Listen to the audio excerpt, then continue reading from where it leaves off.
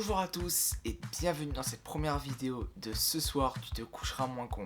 Une émission que je me chargerai personnellement d'approvisionner en vidéo le plus régulièrement possible. Et aujourd'hui notre premier épisode est consacré à Eyjafjallajökull, le volcan qui empêchait l'Europe entière de faire décoller ses avions en 2010. En vérité je dis c'est un volcan, mais c'est plutôt une calotte glaciaire, la 6e plus grande sur les 13 que compte l'Islande aujourd'hui. La première étant le Vatnajökull qui s'étend sur 8300 km² et qui est le deuxième glacier le plus important d'Europe. Et sur cette carte de l'Islande, vous pouvez voir très précisément où se situe Eyjafjallajökull. Ok, je fais un zoom. Là. Bon, tu veux un carré, ok, c'est celui-là, là. Si je devrais être précis et parler d'un point de vue géographique, ça se situerait entre la vallée du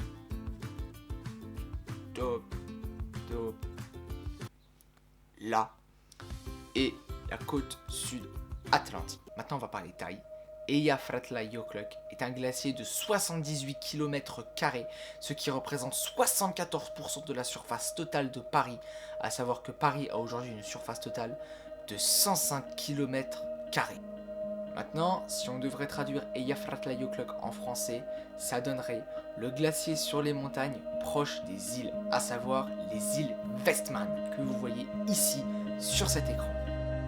Petite anecdote, la ville que vous voyez sur cette image, c'est la ville de l'île d'Emaï avec 4045 habitants en 2008. À savoir que la ville porte exactement le même nom que l'île.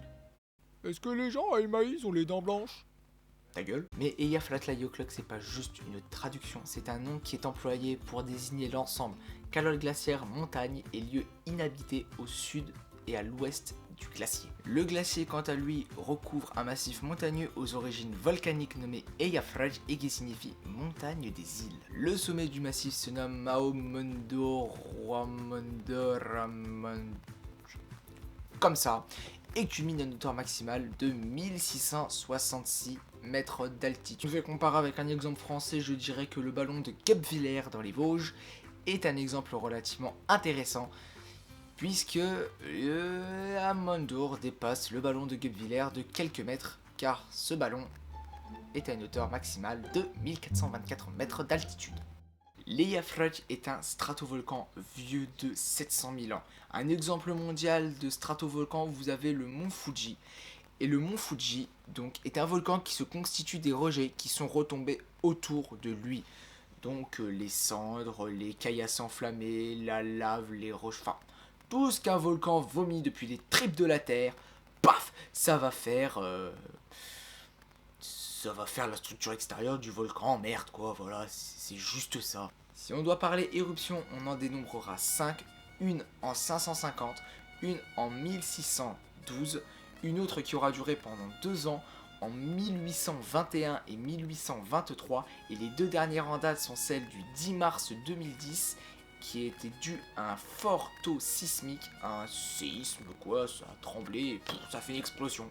Et la dernière, le 14 avril 2010, celle qui aura complètement bloqué tout le système aérien de l'Europe. D'ailleurs, à titre d'information, vous savez pourquoi est-ce que les avions ont arrêté de voler en Europe? Comment? Pour la visibilité? C'est pas le facteur premier. Est-ce que les gens risquaient de respirer des sangs? Non, tu y es toujours pas. Ah! Je préfère ça. En effet, on a dit précédemment que le volcan rejetait énormément de choses. Des cendres, des objets lourds tels que des pierres incandescentes, etc. Bon, les pierres incandescentes, ce genre d'objets, ça retombe très rapidement au sol. Mais il y a des caillasses qui restent longtemps en suspension.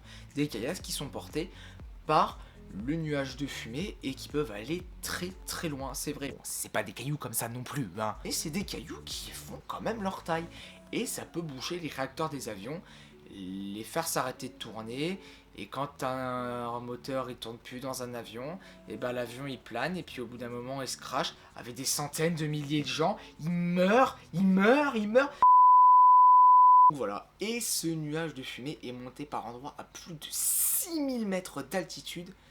Ça fait quand même pas mal en hauteur. Donc on estime entre 6000 et 6500, 6600 au plus haut possible du nuage de fumée. Après, on va pas se mentir du tout.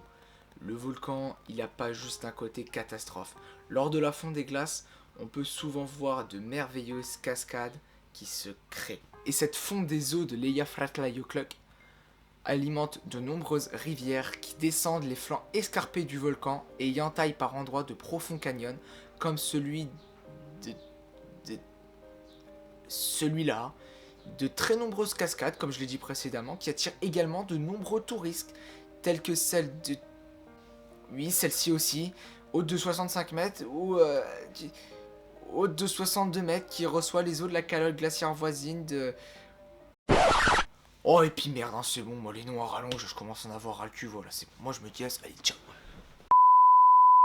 Voilà, cette vidéo est désormais terminée, je vous remercie de l'avoir regardée jusqu'au bout.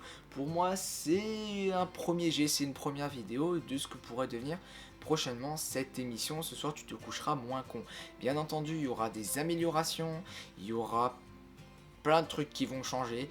Je vous invite à lâcher le pouce bleu de l'amour, comme dirait Bob Lennon, de mettre des commentaires, c'est vachement utile. Dites ce que vous avez aimé, ce que vous n'aimez pas, ce que vous aimeriez voir, et puis pourquoi pas, un sujet qui vous intéresserait pour la prochaine vidéo. Et surtout, n'oublie pas de t'abonner si tu l'as pas déjà fait. Allez, ciao à tous, bye bye. Le sommet du massif et des... Le sommet... 1, 2, 3. Le sommet du massif Eyjafjallajökull se nomme Aumen... Comment qu'il dit mon script? Aumendur. Nommé Aumendur.